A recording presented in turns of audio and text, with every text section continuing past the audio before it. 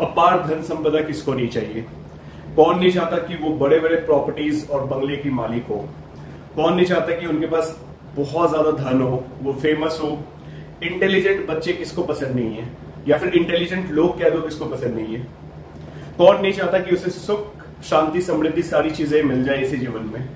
जी हाँ दोस्तों, वैसे तो एस्ट्रोलॉजी यानी कि ज्योतिष विज्ञान में बहुत सारे ऐसे राजयोग है जो ये सजेस्ट करते हैं कि ऐसे कंडीशन में लोगों को बहुत सारी चीजें मिल सकती है जब उनकी कुंडली में, जन्म कुंडली में कोई राजयोग बना हो, कोई बड़ा राजयोग हो।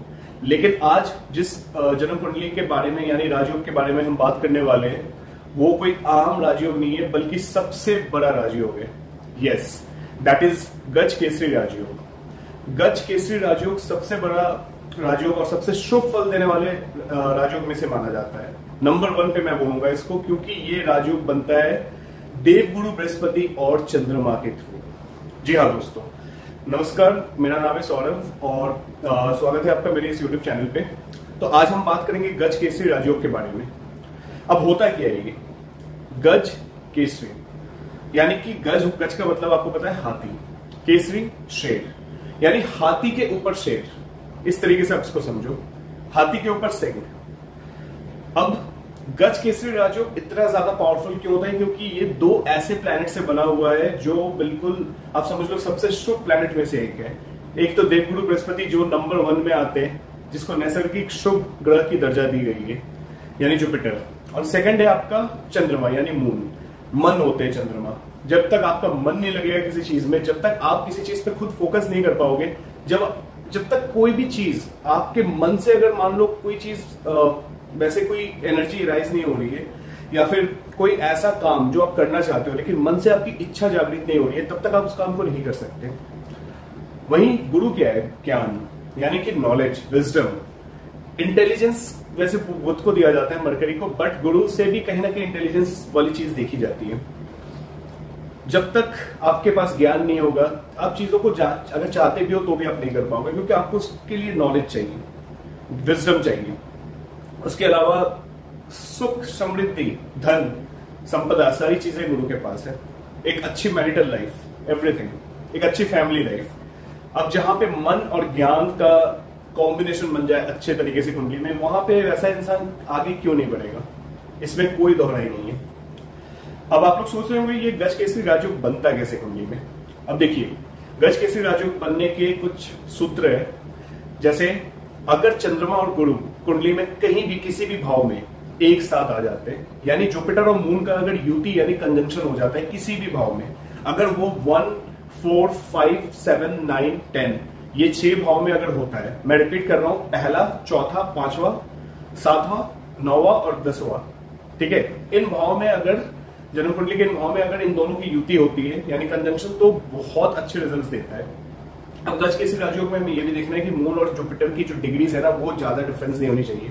अब ऐसा नहीं हो कि जुपिटर 22 से 23 डिग्री पे बैठा है और मून सिर्फ 2 या 5 डिग्री, 2 से 5 डिग्री के बीच में है, तो इसका जो फल है ना गज केसरी राजयोग बनने के बावजूद वो इतनी ज्यादा फलित नहीं हो पाएगा।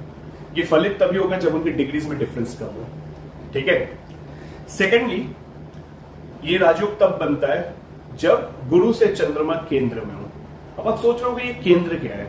केंद्र हाउसेस 4 होते हैं कुंडली के, पहला, चौथा, 7वां और 10वां, यानी 1st, 4th, 7th and 10th। जब भी गुरु से मून फर्स्ट में तो हो नहीं सकती, क्योंकि ऑब्वियसली अगर फर्स्ट से देखा जाए तो गुरु और मून साथ में आ जाएंगे, ठीक है। जब भी गुरु से मून 4th, 7th या 10th में हो, यानी गुरु से गिनने पर अगर चंद्रमा 4th, 7वें या फिर 10वें भाव में प्लेस्ड हो, तो ऐसी कंडीशन में भी गज केसरी राजयोग का निर्माण होता है, ठीक है।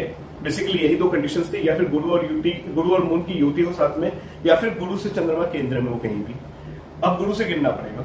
जैसे आप देख सकते हो ये तुला लगन की कुंडली है, यहाँ पे गुरु लगन में बैठे हुए यानी 1st हाउस में। आप बाकी प्लैनेट्स की चिंता छोड़ दो, बाकी प्लैनेट्स को छोड़ दो, आप सिर्फ गुरु को देखो और चंद्रमा को देखो।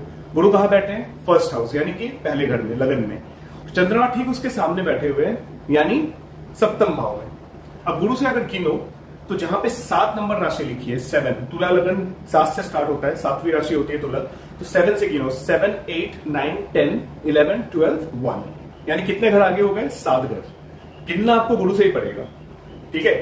तो मैंने क्या बताया था, चौथे, सातवें या 10 घर आगे होना चाहिए चंद्रमा गुरु से। तो यहां पे बन गया आपका गज केसरी राजयोग। यही चंद्रमा अगर सप्तम भाव में नहीं बैठ के इसी कुंडली में चौथे भाव में बैठा होता तो भी ये गज केसरी राजयोग होता, क्योंकि चौथे भाव जहां पे 10 नंबर लिखा हुआ है, वहां से अगर मैं गुरु से गुण गिनूं तो 7, 8, 9, 10 कितने घर आगे हो गए? 4। वहीं अगर चंद्रमा मान लीजिए 10th हाउस में बैठा होता, यानी कर्क राशि में, खुद की राशि में, तो गुरु से गिनने पे क्या आता? 7, 8, 9, 10, 11, 12, 1, 2, 3, 4, यानी 10 घर आगे। तो हो गया ना गज केसरी राजयोग का फॉर्मेशन। 4, 7 या फिर 10 घर आगे अगर चंद्रमा बैठे हो गुरु से, तो वो आपका गज केसरी राजयोग कहलाता है। या फिर गुरु और चंद्रमा की कहीं भी युति हो जाए, कंजंक्शन हो जाए, लेकिन आपको ये देखना पड़ेगा कि ये अगर 6th या फिर 12th हाउस में हो रहा है तो बहुत अच्छे रिजल्ट्स नहीं देगा। 8th हाउस में हालांकि फिर भी रिजल्ट्स अच्छे दे देता है, धन समृद्धि देता है, ठीक है। अब मिलता क्या है? जिसकी कुंडली में गज केसरी राजयोग हो, अपार धन, बुद्धि, बौद्धिक क्षमता, आईक्यू लेवल, इंटेलिजेंस, विजडम, साथ ही साथ शांत मन। जिनकी कुंडली में गज केसरी राजयोग होता है, ऐसे लोगों को आसपास के जो लोग होते हैं उनसे बहुत ज्यादा रिस्पेक्ट मिलती है, ऑनर मिलता है, सोसाइटी में एक अलग इमेज होती है ऐसे लोगों की। घर, प्रॉपर्टी, गाड़ी, लग्जरी लाइफ, ऐसे लोगों को बहुत ज्यादा मिलता है। अपार धन के मालिक होते हैं वो।